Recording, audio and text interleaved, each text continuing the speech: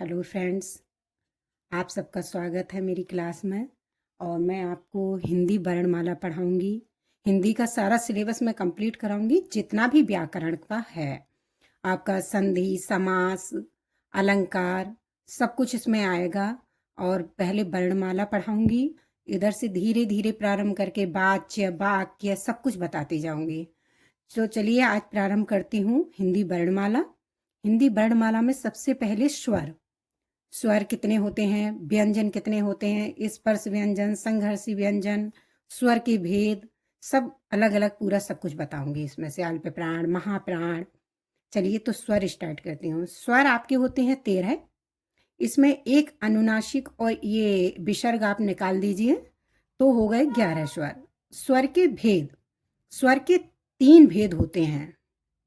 ह्रस्व स्वर, मूल स्वर या मूल एक मात्रिक स्वर या लघु स्वर, उन्हें ही एक मात्रिक और लघु स्वर कहते हैं। ह्रस्व स्वर या मूल स्वर या एक मात्रिक या लघु स्वर, आप जिसमें एक मात्रा का प्रयोग होता है, ये एक ही है। ये तीनों का अलग अलग नाम नहीं है, ये एक है। इसे ह्रस्व भी कहते हैं, मूल भी कहते हैं, एक मात्रिक स्वर भी कहते हैं, लघु स्वर कहते हैं। इसमें सिर्फ एक मात्रा का प्रयोग किया जाता है। जैसे छोटा आ है, छोटी ई है, छोटा ऊ है, ऋषि है। अब आपका आता है दीर्घ स्वर। दीर्घ स्वर को ही द्विमात्रिक स्वर कहते हैं। इसमें बड़ा आ, बड़ी ई, बड़ा ऊ, ए, ओ, आओ, ये आपके दीर्घ स्वर के अंतर्गत आते हैं। अब इसके बाद प्लुत स्वर। प्लुत स्वर में बहुत जो लंबी मात्रा बोली जाएगी, जैसे ओम, राम, जिनमें 3 मात्राओं का मान लीजिए प्रयोग हो, और आप जितना ज़्यादा बोल सकते हैं उसको प्लुत स्वर कहते हैं। प्लुत स्वर का ज़्यादा कहीं प्रयोग नहीं किया जाता है, सबसे ज़्यादा मूल स्वर और दीर्घ स्वर का ही प्रयोग है। बट प्लुत स्वर को भी प्रयोग में बताया जाता है कि स्वर 3 प्रकार के होते हैं।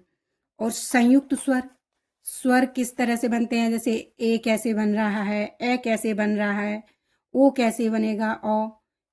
तो छोटा आ और छोटी ई मिला के बनेगा छोटा ए।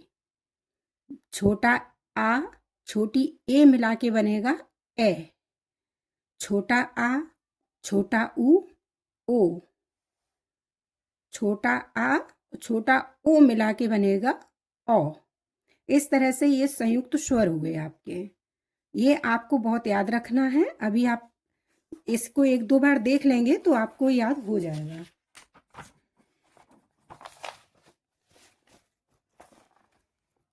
अब देखिए स्वर के भेद बताती हूँ। होंठ के आधार पर व्रतमुखी स्वर, आवृतमुखी, सारे स्वर बताऊंगी किस किस प्रकार के होते हैं।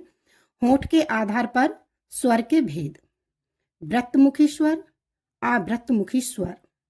व्रतमुखी स्वर, जिन स्वर को बोलते समय हमारा होंठ गोले के आकार का हो जाए उसे व्रतमुखी कहते हैं। जैसे छोटा ऊ, बड़ा ऊ, ओ, आओ। जब आप बात करते हैं अपना जैसे बोलेंगे तो बिल्कुल जो गोला बन जाता है हमारे मुंह का, उसको जो छोटा ऊ, बड़ा ऊ जो होंठों की सहायता से बोलते हैं, उन्हें व्रतमुखी स्वर कहते हैं। आवृतमुखी स्वर, जिन स्वरों को बोलते समय हमारा होंठ गोले के समान ना हो, आवृतमुखी स्वर कहते हैं। अब देखिए जिह्वा के आधार पर स्वर के 3 भेद हैं। जीभ के आधार पर, मतलब अग्र स्वर, मध्य स्वर, पश्च स्वर। तो आज बताती हूँ आपको अग्र स्वर के बारे में। ये जो मतलब हम जीभ के अगले भाग से बोलते हैं उसे अग्र स्वर कहते हैं।